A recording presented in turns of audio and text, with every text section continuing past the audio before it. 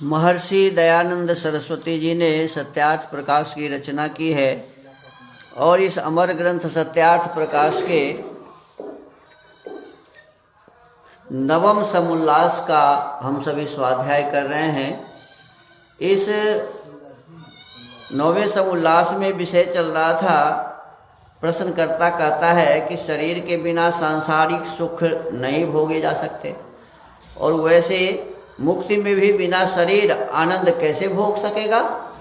तो स्वामी दयानंद सरस्वती जी इसका उत्तर देते हैं कि जैसे संसार के जो पदार्थ हैं इसके सुखों को शरीर से भोगा जाता है, संसारिक सुख इस शरीर के माध्यम से जैसे भोगा जाता है, वैसे ही परमात्मा के माध्यम से वो आनंद जो है, मोक्ष के आनंद को भोगता है जीव।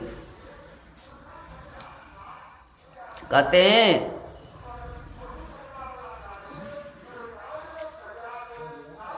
कि सांसारिक सुख शरीर के आधार से भोगता है, वैसे परमेश्वर के आधार मुक्ति के आनंद को जीवात्मा भोगता है।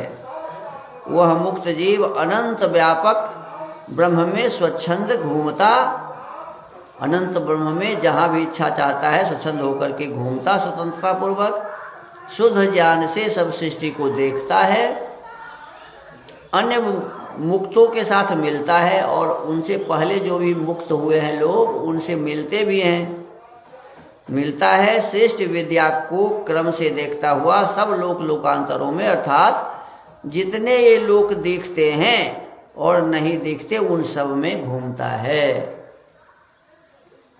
अब आगे कहते हैं कि जैसे मूल के कट जाने से वृक्ष नष्ट हो जाता है, वैसे पाप को छोड़ने से दुख नष्ट हो जाता है। मनुस्मृति में बहुत सारे श्लोक लिखे हैं कि पाप पुण्य की क्या गति होती है, पाप करने वाले को क्या मिलता है और पुण्य करने वाले को क्या मिलता है। तो इसमें प्रथम श्लोक पढ़कर कल चर्चा किए थे कि मान संग मान शैवाय मुपभोक्ते शुभाशुभम वाचा वाचा कृतं कर्म कायेनैव च कायिकम। अर्थात मनुष्य इस प्रकार अपने श्रेष्ठ, मध्य और निकृष्ट स्वभाव को जानकर उत्तम स्वभाव का ग्रहण, मध्य और निकृष्ट का त्याग करे और यह भी निश्चय जाने कि यह जीव मन से जिस शुभ व अशुभ कर्म को करता है उसको मन से जिस अच्छा काम को करता है तो मन को लाभ होता है और मन से बुरा काम करता है तो मन को दुख होता है। वाणी से किए को वाणी से होता है और शरीर से किए को शरीर से, अर्थात सुख दुख को भोगता है।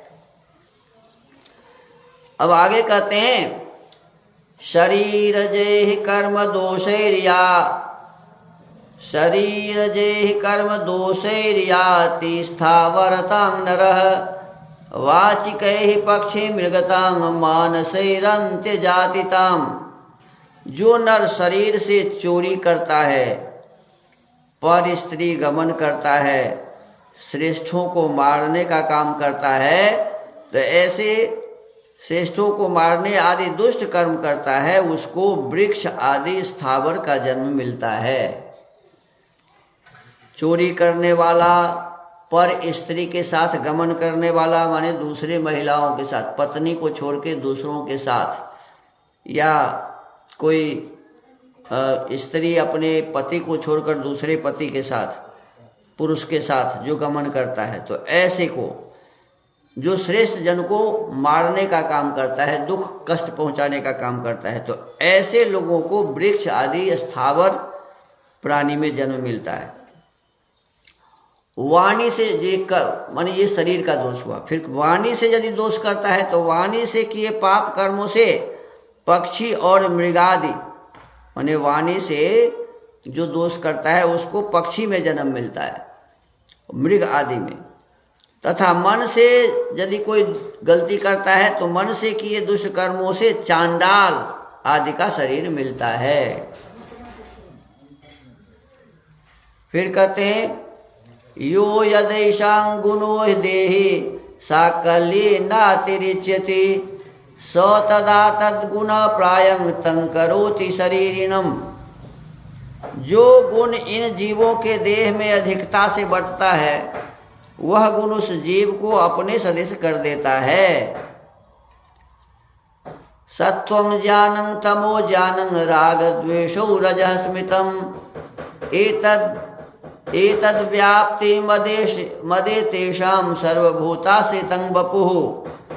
जब आत्मा में ज्ञान हो तब सत्व, जब अज्ञान रहे तब तम, और जब राग द्वेष में आत्मा लगे तब रजोगुण जानना चाहिए। ये तीन प्रकृति के गुण सब संसारस्थ पदार्थों में व्याप्त होकर रहते हैं।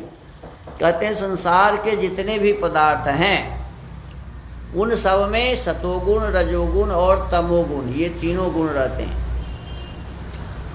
तो कहते हैं जब सतोगुण आत्मा में होता है तब वह ज्ञानी बनता है, और जब तमोगुण रहता है तब वह अज्ञानी रहता है।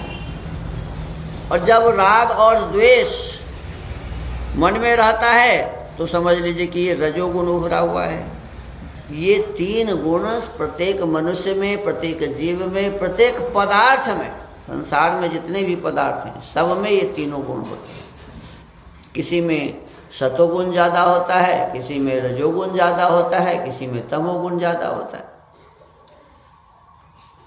फिर कहते हैं तत्र यत् प्रीति संयुक्तं किंचिदात्मनि लक्षयेत् प्रशांतमिव शुद्धाभं सत्वं तदुपधारयेत्।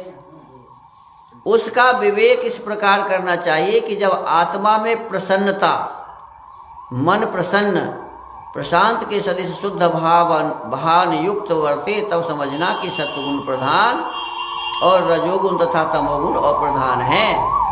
देखिए जब ये समझ में आए कि मेरी आत्मा तो प्रसन्न है, खुश है, सब प्रकार की खुशी मेरे भीतर में है, तो आत्मा प्रसन्न हो, मन प्रसन्न हो, सब प्रकार से अपने भीतर में उत्साह हो, उल्लास हो, तो ऐसा समझना चाहिए कि इस समय मेरे भीतर सतोगुण अधिक हुआ है।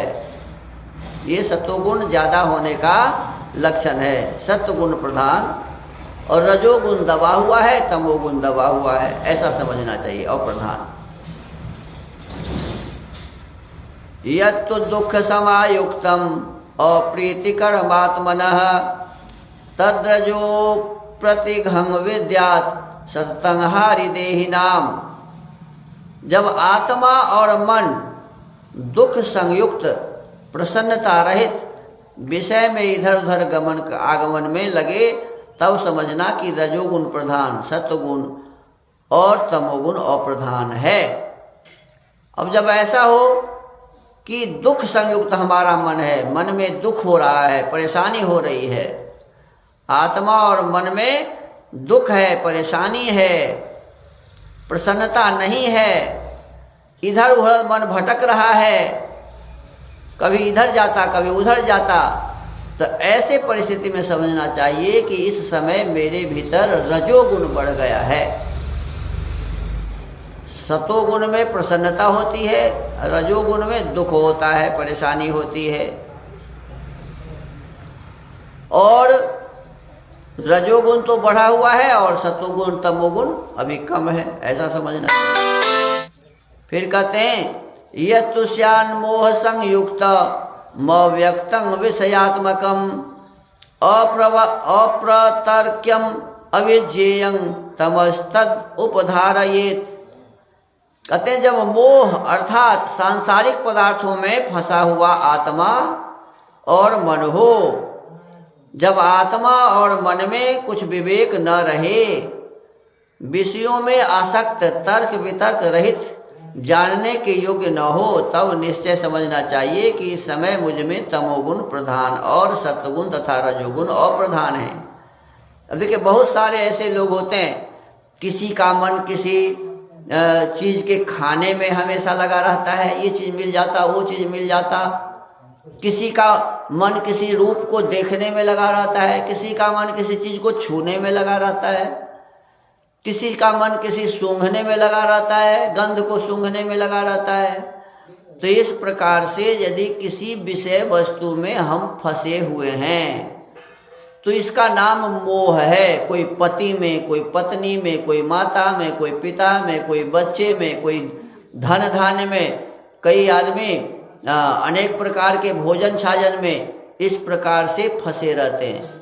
तो यदि ऐसा मन हो तो समझ लीजिए कि इस समय हमारे भीतर में तमोगुण बढ़ गया है और रजोगुण तथा सतोगुण कम हो गया है। त्रयाणामपि चैतेषां गुणानां यः फलोदयः अग्र्यो मध्यो जघन्यश्च तं प्रवक्ष्याम्यशेषतः। अतः जब अब जो इन तीनों गुणों का उत्तम, मध्यम और निकृष्ट फलोदय होता है उसको पूर्ण भाव से कहते हैं। अब रजोगुण क्या है, तमोगुण क्या है, सतोगुण क्या है, कैसे हम समझें कि हमारे भीतर रजोगुण है, कैसे हम समझें कि हमारे भीतर तमोगुण है, कैसे हम समझें कि हमारे भीतर सतोगुण ज़्यादा हो गया है। तो सतोगुण, रजोगुण, तमोगुण को समझने की बात बताई गई। अब आगे इनके क्या क्या फल हैं। सतोगुण हमारे भीतर होगा तो हमें क्या मिलेगा, रजोगुण हमारे भीतर होगा तो क्या मिलेगा, तमोगुण हमारे भीतर होगा तो क्या मिलेगा। अब इसकी चर्चा आगे करेंगे कल। तो आज के इस सत्यार्थ प्रकाश के स्वाध्याय के क्रम को यहीं विराम देते हैं। सबको नमस्ते। ओम।